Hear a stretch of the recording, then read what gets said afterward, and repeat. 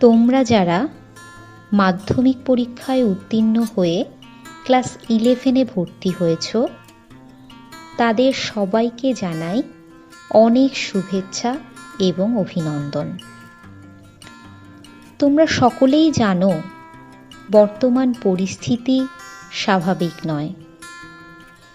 এই পরিস্থিতিতে তোমাদের সাথে আমার পরিচয়টা এভাবেই করতে হচ্ছে। আমি তোমাদের বায়োলজি বিষয়ের শিক্ষিকা সোনামুখী রায়। আমি তোমাদের বায়োলজির থিওরি এবং প্র্যাকটিক্যালে সমস্ত রকমের সহযোগিতা করব। বায়োলজি বিষয়ের শিক্ষিকা হিসেবে আমি তোমাদের বলবো, সাবজেক্টটি খুবই ইন্টারেস্টিং, তোমাদের খুবই ভালো লাগবে। জীব জগৎ সম্পর্কে তোমরা জানতে পারবে, উদ্ভিদ এবং প্রাণীদের মধ্যে যে বায়োলজিক্যাল প্রসেসগুলো চলে সেগুলি সম্পর্কে জানতে পারবে। বায়োটেকনোলজিকে কাজে লাগিয়ে কিভাবে ফুড প্রোডাকশন বাড়ানো যায় সে বিষয়ে জানতে পারবে। বিভিন্ন ডিজিজ এবং সেগুলি কিভাবে প্রতিরোধ করা যায় সে বিষয়গুলি সম্পর্কে তোমাদের ধারণা হবে। বংশগতি, অভিব্যক্তি, বাস্তুবিদ্যা এবং পরিবেশ সম্পর্কে অনেক তথ্য তোমরা জানতে পারবে। বায়োলজি বিষয়টি যদি তোমরা ভালো করে পড়ো, তবে তোমরা ইন ফিউচার অনেক ভালো জায়গায় পৌঁছতে পারবে, অনেক সফলতা পাবে। তোমরা MBBS, BDS, B pharmacy, BSc nursing এই সমস্ত সেবামূলক জীবিকার সাথে যুক্ত হতে পারবে। তোমরা এই পরিস্থিতিতে দাঁড়িয়ে নিশ্চয়ই বুঝতে পারছো ডাক্তার, নার্স এই মানুষগুলোকে আমাদের কতটা প্রয়োজন, কতটা গুরুত্বপূর্ণ তাদের ভূমিকা আমাদের জীবনে। এছাড়াও বায়োলজি বিষয়ের অনেক ব্রাঞ্চ রয়েছে। জুলজি, বটানি, ফিজিওলজি, বায়োটেকনোলজি, মাইক্রোবায়োলজি এই সমস্ত বিষয়গুলিতে স্পেশালাইজেশন করলেও অনেক সফলতা পাবে। তাই সময় নষ্ট না করে প্রথম দিন থেকে নিজেদের লক্ষ্য স্থির করে খুব ভালো করে পড়াশোনা শুরু করো। তোমাদের টোটাল 100 মার্কসের এক্সাম হবে। এই 100 মার্কসের মধ্যে 70 মার্কসের রিটেন এক্সাম হবে, আর বাকি 30 মার্কসের প্র্যাকটিক্যাল এক্সাম হবে। প্রথমে আমি এই 70 মার্কসের রিটেন এক্সামের syllabus, question pattern, marks division নিয়ে আলোচনা করব। তারপরে প্র্যাকটিক্যালের কোশ্চেন প্যাটার্ন এবং মার্কস ডিভিশন নিয়ে আলোচনা করব। তোমাদের যে 70 মার্কসের রিটেন এক্সাম দিতে হবে, তার জন্য তোমাদের 5টি ইউনিট পড়তে হবে। ফার্স্ট ইউনিটটি হলো ডাইভার্সিটি অফ লিভিং অর্গানিজম, অর্থাৎ জীবের বৈচিত্র্যতা। এখান থেকে তোমাদের টোটাল কোশ্চেন থাকবে 7 মার্কসের। সেকেন্ড ইউনিটটি হলো structural organisation in plants and animals, অর্থাৎ উদ্ভিদ এবং প্রাণীর গঠনগত অঙ্গ সংস্থান। এই ইউনিট থেকে তোমাদের কোশ্চেন থাকবে 12 মার্কসের। থার্ড ইউনিট যেটি তোমাদের পড়তে হবে সেটি হলো সেল স্ট্রাকচার অ্যান্ড ফাংশন, কোষের গঠন এবং কাজ। এই ইউনিট থেকে থাকবে 15 মার্কসের কোশ্চেন। ফোর্থ ইউনিটটি হলো প্ল্যান্ট ফিজিওলজি, অর্থাৎ উদ্ভিদ শরীরবিদ্যা। এখান থেকে থাকবে 18 মার্কসের কোশ্চেন। ফিফথ ইউনিট বা শেষ যে ইউনিট সেটি হলো হিউম্যান ফিজিওলজি অর্থাৎ মানব শরীরবিদ্যা। এখান থেকে কোশ্চেন থাকবে 18 মার্কসের। এই হলো টোটাল 70 মার্কসের রিটেন এক্সামের সিলেবাস। তোমাদের এই 5টি ইউনিটের কিছু সাব ইউনিট রয়েছে, সেগুলি তোমরা একবার দেখে নাও। First unit diversity of living organism অর্থাৎ জীবের বৈচিত্র্যতা। এই ইউনিটটির মধ্যে 3টি সাব ইউনিট রয়েছে। প্রথমটি হল সায়েন্স অফ লাইফ, জীবনের বিজ্ঞান। সেকেন্ড হল ট্যাক্সোনমি অ্যান্ড সিস্টেম্যাটিক্স। থার্ড হল ক্লাসিফিকেশন অফ লিভিং অর্গানিজম অর্থাৎ জীবের শ্রেণীবিন্যাস। Second unit structural organisation in plants and animals অর্থাৎ উদ্ভিদ ও প্রাণীর গঠনগত অঙ্গসংস্থান। এই ইউনিটটির মধ্যে 2টি সাব ইউনিট রয়েছে। প্রথমটি হল স্ট্রাকচারাল অর্গানাইজেশন ইন প্ল্যান্টস অর্থাৎ উদ্ভিদের গঠনগত অঙ্গসংস্থান। সেকেন্ডটি হল স্ট্রাকচারাল অর্গানাইজেশন ইন অ্যানিমালস অর্থাৎ প্রাণীদের গঠনগত অঙ্গসংস্থান। Third unit cell structure and function, কোষের গঠন এবং কাজ। এই ইউনিটের মধ্যে 3টি সাব ইউনিট রয়েছে। প্রথমটি হল cell theory and cell as the basic unit of life, কোষ জীবনের মূল একক।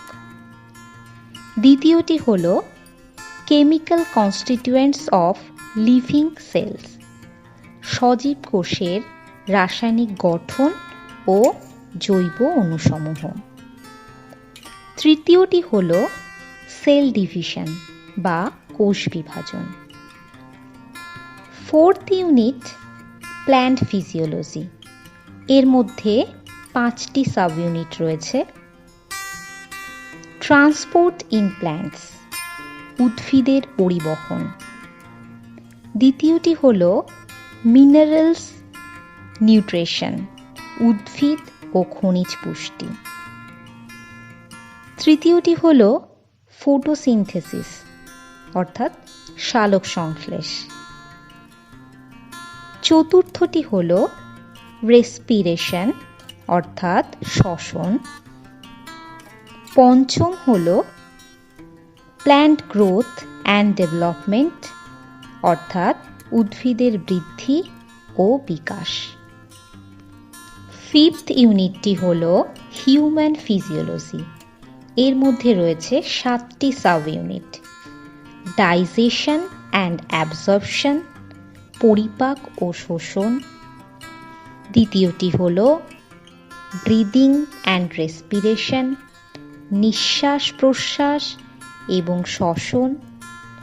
তৃতীয় চ্যাপ্টারটি হল বডি ফ্লুইড অ্যান্ড সার্কুলেশন, দেহ তরল এবং সংবহন।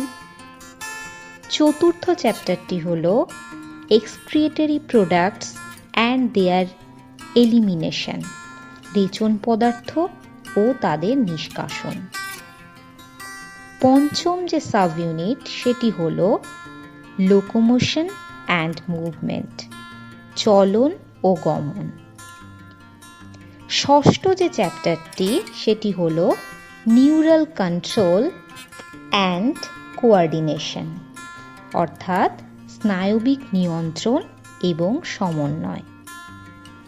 সপ্তম যে চ্যাপ্টারটি সেটি হল কেমিক্যাল কোঅর্ডিনেশন অ্যান্ড রেগুলেশন, রাসায়নিক সমন্বয়ক এবং নিয়ন্ত্রণ। এই যে সমস্ত সাব ইউনিটগুলি রয়েছে এগুলি তোমাদের বেশ পরিচিত। ক্লাস 9 এবং 10-এ তোমরা বেশিরভাগ চ্যাপ্টারই পড়েছ। তবে এবার ওই বিষয়গুলি তোমাদের অনেক বেশি গভীরভাবে এবং বিস্তারিত জানতে হবে। তোমরা এবার 11-এর কোশ্চেন প্যাটার্নটি দেখে নাও। 11-এর কোশ্চেনের দুটি সেকশন থাকে, সেকশন 1 এবং সেকশন 2। সেকশন 1-এ 14টি এমসিকিউ কোশ্চেন থাকে। এই 14টি এমসিকিউ কোশ্চেনের মধ্যে তোমাদের 14টিরই আনসার দিতে হবে। এক্ষেত্রে কোনো বিকল্প কোশ্চেন থাকবে না। এই প্রতিটি এমসিকিউ কোশ্চেনের মান 1 হয় এবং টোটাল এতে মার্কস থাকে 14। সেকশন 2 এর মধ্যে 4টি গ্রুপ থাকে, group A, group B, group C এবং গ্রুপ ডি। গ্রুপ এতে ভেরি শর্ট আনসার কোশ্চেন্স এই টাইপের 4টি কোশ্চেনের আনসার তোমাদের দিতে হবে। প্রতিটি কোশ্চেনের মার্কস 1 হবে। টোটাল 4 মার্কস থাকবে এই গ্রুপ থেকে। এক্ষেত্রে বিকল্প কোশ্চেন থাকবে, অর্থাৎ তোমরা নিজেদের মতো করে কোশ্চেন নির্বাচন করতে পারবে। গ্রুপ বিতে থাকবে শর্ট আনসার কোশ্চেন্স। এখানে 5টি কোশ্চেন থাকবে। 5টি কোশ্চেনের আনসার তোমাদের দিতে হবে। এখানে প্রতিটি কোশ্চেনে 2 মার্কস করে থাকবে, অর্থাৎ এক্ষেত্রে টোটাল 5 into 2 অর্থাৎ 10 মার্কস থাকবে। এক্ষেত্রেও বিকল্প কোশ্চেন থাকবে। তোমরা এখানে নিজেদের মতো করে কোশ্চেন চয়েস করতে পারবে। গ্রুপ সিতে থাকবে শর্ট আনসার কোশ্চেন্স। এখানে তোমাদের 9টি কোশ্চেন এর আনসার দিতে হবে। প্রতিটি কোশ্চেন 3 মার্কসের হবে। এখানে টোটাল 27 মার্কস থাকবে। এক্ষেত্রে বিকল্প কোশ্চেন থাকবে। গ্রুপ ডিতে থাকবে লং আনসার কোশ্চেন্স। এখানে তোমাদের 3টি কোশ্চেনের আনসার দিতে হবে। প্রতিটি কোশ্চেনে 5 মার্কসের হবে। এক্ষেত্রেও বিকল্প কোশ্চেন থাকবে। তোমরা নিজেদের মতো করে কোশ্চেন নির্বাচন করতে পারবে। এবার তোমরা দেখে নাও প্রতিটি ইউনিট থেকে কী ধরনের কোশ্চেন আসে। প্রথম যে ইউনিটটি ডাইভার্সিটি অফ লিভিং অর্গানিজম অর্থাৎ জীবের বৈচিত্র্যতা, এই ইউনিটটির থেকে এমসিকিউ কোশ্চেন আসে 2টি। 2 মার্কসের কোশ্চেন আসে 1টি। 3 মার্কসের কোশ্চেন আসে 1টি। এই হলো টোটাল 7 মার্কস এই ইউনিট থেকে কোশ্চেন আসবে।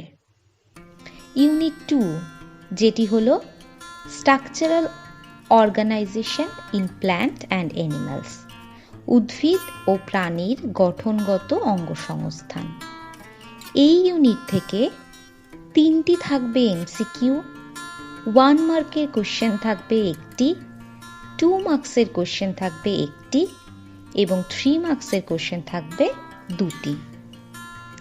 Unit 3 sell structure and function অর্থাৎ কোষের গঠন ও কাজ, এই ইউনিট থেকে কোশ্চেন থাকবে 2টি এমসিকিউ। 2 মার্কসের কোশ্চেন 1টি, 3 মার্কসের কোশ্চেন 2টি এবং 5 মার্কসের কোশ্চেন 1টি। এই হলো টোটাল 15 মার্কস। এরপরে দেখো ইউনিট 4 প্ল্যান্ট ফিজিওলজি। এখান থেকে 4টি এমসিকিউ থাকবে। 1 মার্কের কোশ্চেন থাকবে 1টি, 2 মার্কসের কোশ্চেন থাকবে 1টি, 3 মার্কসের কোশ্চেন থাকবে 2টি এবং 5 মার্কসের কোশ্চেন থাকবে 1টি। টোটাল 18 মার্কসের কোশ্চেন তোমাদের এই ইউনিট থেকে থাকবে। এরপরে দেখো 5th যে ইউনিটটি, সেটি হলো হিউম্যান ফিজিওলজি। এখান থেকে এমসিকিউ থাকবে 3টি, 1 মার্কের কোশ্চেন থাকবে 2টি, 2 মার্কসের কোশ্চেন থাকবে 1টি, 3 মার্কসের কোশ্চেন থাকবে 2টি এবং 5 মার্কসের কোশ্চেন থাকবে 1টি। এখান থেকেও তোমাদের টোটাল মার্কস থাকবে 18। তাহলে 70 মার্কসের যে রিটেন এক্সাম হয় তার সিলেবাস, কোশ্চেন প্যাটার্ন এবং মার্কস ডিভিশন নিয়ে আলোচনা করলাম।